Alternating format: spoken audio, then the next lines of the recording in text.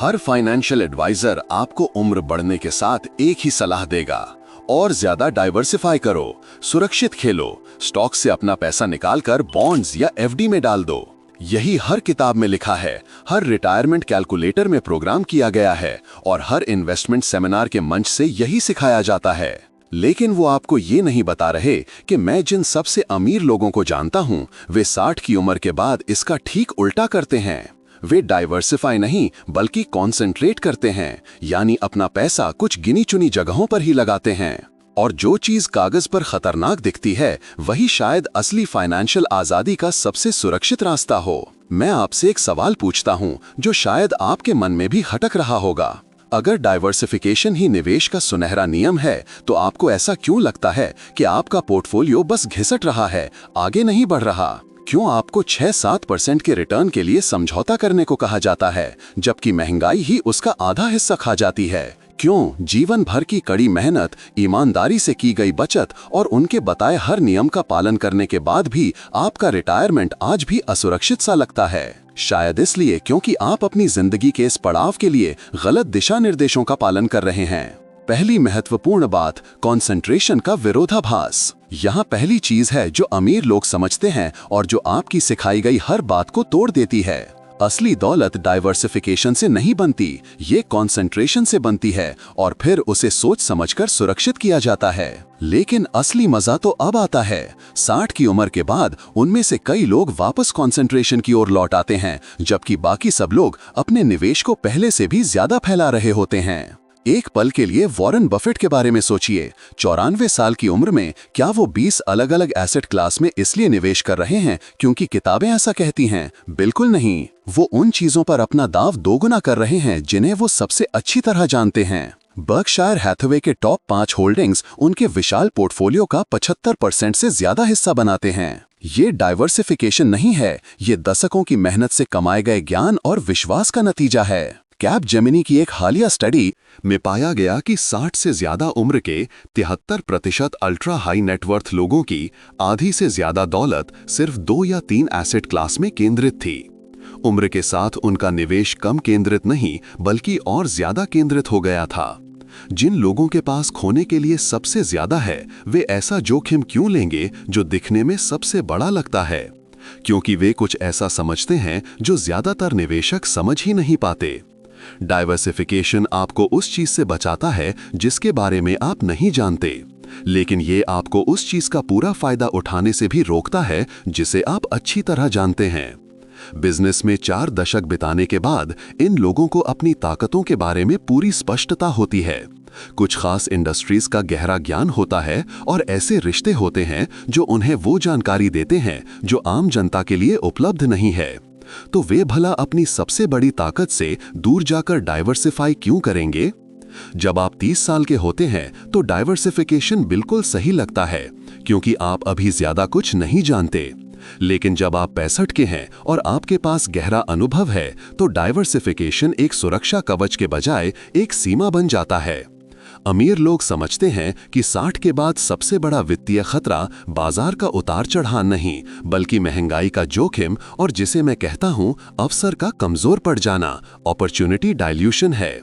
जब आप अपनी संपत्ति को ऐसे निवेशों में फैला देते हैं जिन्हें आप समझते नहीं हैं, तो आप औसत रिटर्न की गारंटी ले रहे होते हैं। और महंगाई और टैक्स के बाद औसत रिटर्न का मतलब अक्सर असल खरीदारी की ताकत में पीछे जाना होता है। दूसरा, दौलत बनाने का सिद्धांत, टाइम होराइजन की क्रांति। यह हमें दूसरे बड़े विचार की ओर ले जाता है जो सब कुछ बदल देता है। 60 के बाद अमीर लोग पारंपरिक सलाह की तरह 10 या 20 साल के लिए योजना नहीं बनाते। वे 50 से 100 साल के लिए योजना बनाते हैं, क्योंकि वे सिर्फ अपने बारे में नहीं बल्कि पीढ़ी दर पीढ़ी सोच रहे हैं। जहां एक आम रिटायरी पूछ रहा होता है, मैं अपना पैसा 85 साल की उम्र तक कैसे चलाऊं, वहीं अल्ट्रा वेल्थी लोग पूछ रहे होते हैं, मैं अगले 100 साल के लिए अपने परिवार के लिए एक ऐसा फाइनेंशियल इकोसिस्टम कैसे बनाऊं जो फलता फूलता रहे। सोचने का ये नजरिया निवेश के पूरे गणित को बदल देता है। अगर आप 20 की बजाय 100 साल के लिए योजना बना रहे हैं, तो अचानक वो रिस्की ग्रोथ स्टॉक एक सुरक्षित विकल्प बन जाता है।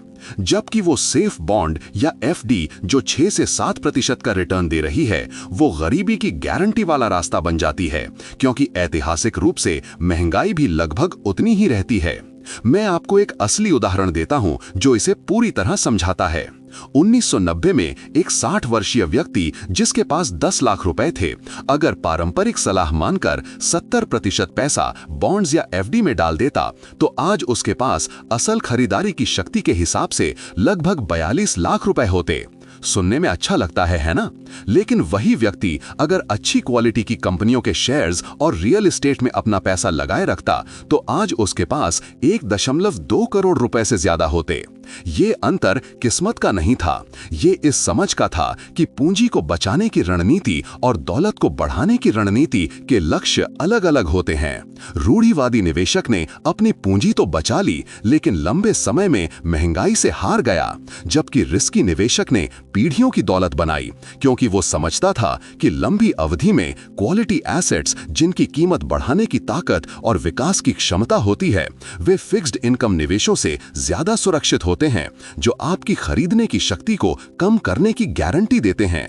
कुछ साल पहले मैं एक जापानी उद्यमी से मिला था जिसने इसे बहुत खूबसूरती से समझाया था। उसने कहा, अमेरिकी तिमाहियों में सोचते हैं, यूरोपीय सालों में, लेकिन अमीर परिवार पीढ़ियों में सोचते हैं।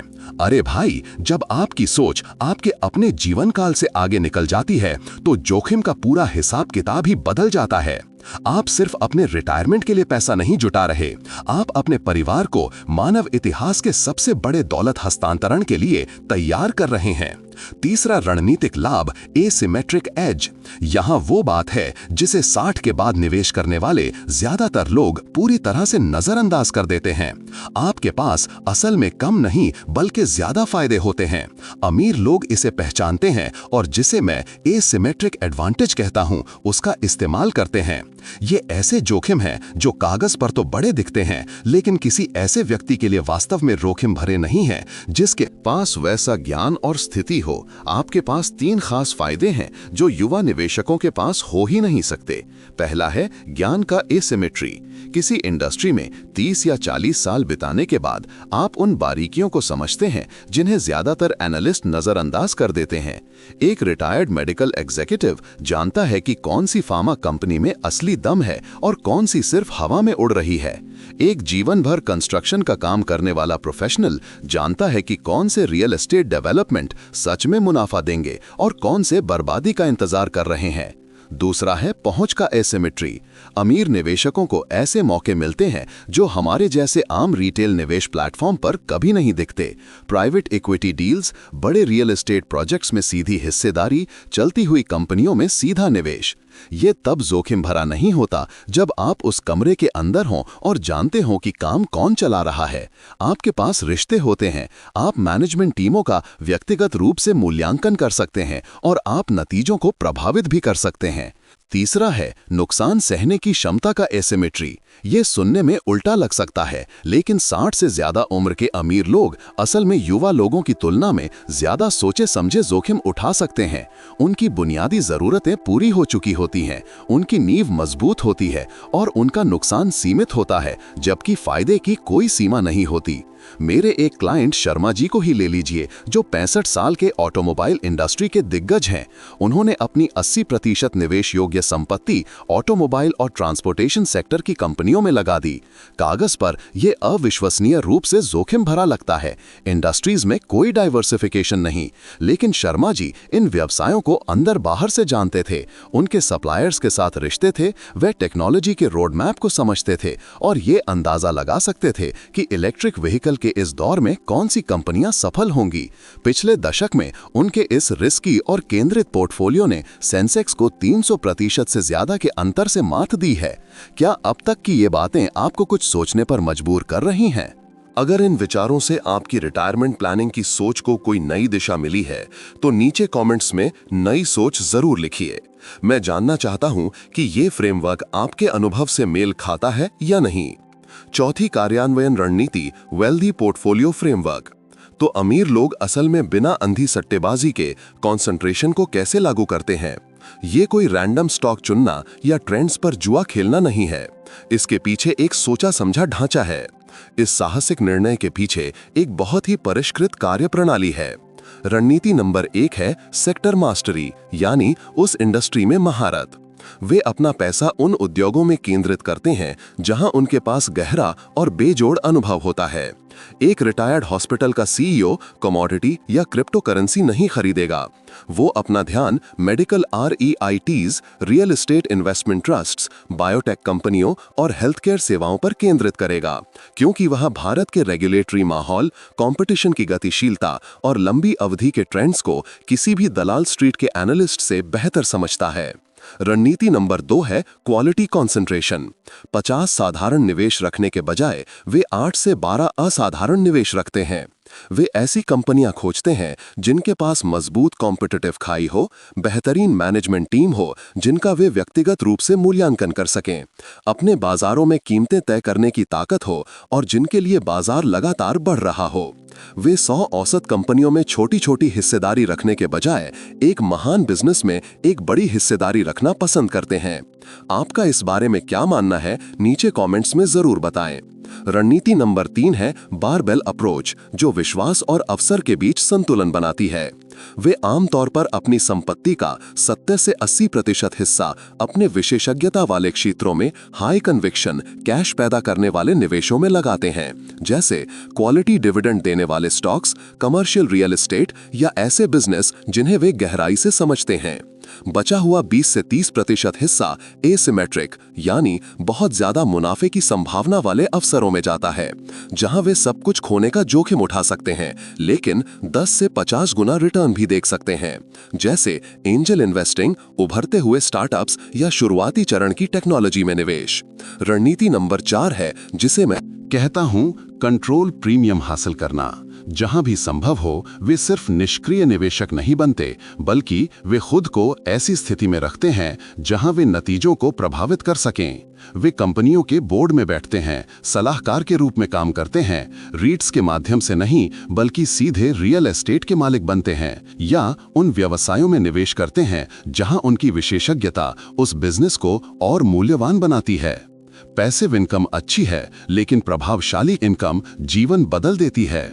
दिल्ली के एक रिटायर्ड ऊर्जा क्षेत्र के एग्जीक्यूटिव श्रीमान वर्मा को याद कीजिए, जिन्होंने अपना portfolio renewable energy infrastructure, clean technology और ऊर्जा बदल रही पारंपरिक ऊर्जा कंपनियों और ऊर्जा उद्योग के विकास से लाभान्वित हो रहे शहरों में रियल एस्टेट पर केंद्रित किया।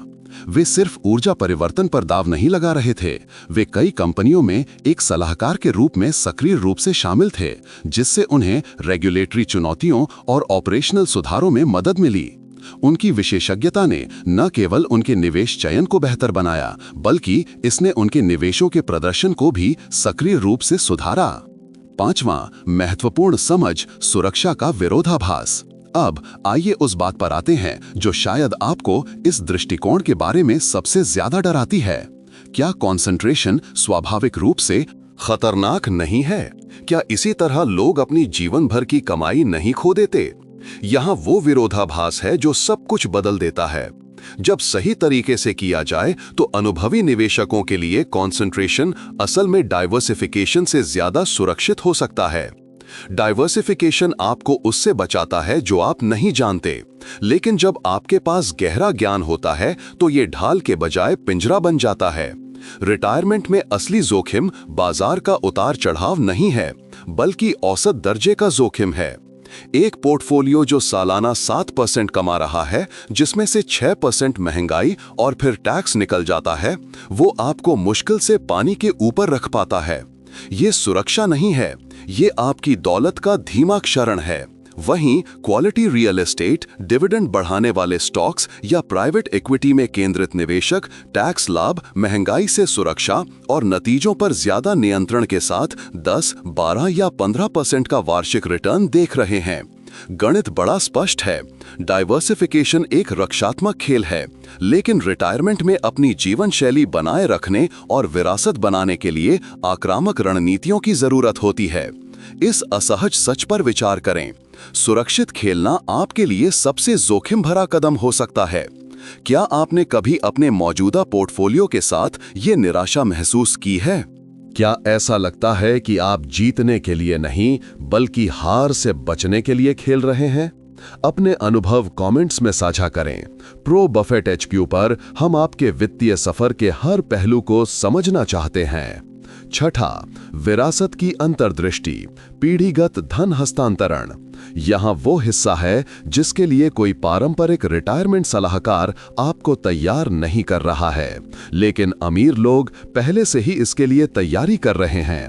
हम मानव इतिहास के सबसे बड़े धन हस्तांतरण के दौर से गुजर रहे हैं। एक रिपोर्ट के अनुसार भारत में भी आजादी के बाद की पीढ़ी अगले 2 दशकों में अपनी खरबों की संपत्ति अगली पीढ़ी को सौंपने वाली है। महत्वपूर्ण सवाल यह है कि क्या आप धन हस्तांतरित करेंगे या अपने परिवार से धन को दूर जाते हुए देखेंगे? पारंपरिक रिटायरमेंट पोर्टफोलियो जो FD, बॉन्ड्स और पैसिव म्यूचुअल फंड से भरे होते हैं, वे पूंजी को बचाने के लिए डिजाइन किए गए थे, ना कि उसे बढ़ाने, टैक्स के लिए अनुकूलित करने या अगली पीढ़ी को कुशलता से हस्तांतरित करने के लिए। असली संपत्ति विकास उन्मुख निवेशों और टैक्स बचाने वाले स्ट्रक्चर्स के आसपास बने केंद्रित पोर्टफोलियो सिर्फ संरक्षण के बजाय संपत्ति को तेजी से बढ़ाने के लिए डिजाइन किए जाते हैं। 60 के बाद अमीर लोग अपने जीवन काल से आगे सोचते हैं। वे सवाल पूछते हैं जैसे, मेरे जाने के बाद इस पोर्टफोलियो का क्या होगा? मैं एक ऐसा वित्तीय इकोसिस्टम कैसे बना सकता हूं जिसे मेरे बच्चे विरासत में ले सकें और उसे और बढ़ा सकें? क्या मैं इन निवेशों को इस तरह से संरचित कर सकता हूं कि मेरे पोते पोतियों की शिक्षा के लिए फंड मिल सके? पुणे की एक सफल उद्यमी श्रीमती देसाई को ही लीजिए, जिन्होंने 62 साल की उम्र में अपनी कंपनी बेची। उस पैसे को एक पारंपरिक डाइवर्सिफाइड पोर्टफोलियो में डालने के बजाय उन्होंने अपना फैमिली इन्वेस्टमेंट ऑफिस बनाया। उन्होंने बढ़ते शहरों में कमर्शियल रियल एस्टेट खरीदा, उन डिविडेंड देने वाली बड़ी कंपनियों में निवेश किया जिन्हें वह अपने व्यापारिक अनुभव से समझती थीं, और एक हिस्सा उन ग्रोथ कंपनियों को आवंटित किया जहां वह सलाहकार के रूप में काम कर सकती थीं। न केवल उनकी संपत्ति में काफी वृद्धि हुई है, बल्कि उन्होंने एक ऐसा ढांचा तैयार किया है जिससे उनके बच्चे सीख सकते हैं और अंततः प्रबंधन कर सकते हैं। 7वां, कार्यान्वयन ढांचा, इसे वास्तविक बनाना। आइए इसे व्यावहारिक बनाते हैं। आप इस दर्शन को अपनी स्थिति में खतरनाक गलतियां किए बिना कैसे लागू कर सकते हैं? क्योंकि कंसंट्रेशन का मतलब लापरवाही नहीं है, ये ज्ञान और तैयारी पर आधारित केंद्रित विश्वास है। नियम नंबर 1, पहले अपनी नींव बनाएं। ये रणनीति तभी काम करती है जब आपकी बुनियाद बिल्कुल मजबूत हो, इमरजेंसी फंड पूरी तरह से भरा हो, कोई ऊंची ब्याज वाला कर्ज जैसे क्रेडिट कार्ड का बिल ना हो, और पेंशन या गारंटीड इनकम स्रोतों से बुनियादी रिटायरमेंट की जरूरतें पूरी हों। अगर ये शर्तें पूरी नहीं हैं, तो आपने अभी तक समझदारी भरे जोखिम लेने का अधिकार नहीं कमाया है। नियम नंबर 2, केवल उन क्षेत्रों में ध्यान केंद्रित करें जहां आपके पास वास्तविक गहरी विशेषज्ञता है। आपका दशकों का पेशेवर अनुभव ही आपका असली लाभ है। अगर आपने 30 साल कपड़ा उद्योग में बिताए हैं, तो बायोटेक्नोलॉजी में निवेश ना करें। नियम नंबर 3, स्लीप टेस्ट को लगातार पास करें। अगर आपका पोर्टफोलियो आपको रात में जगाए रखता है, तो आप बहुत आगे निकल गए हैं।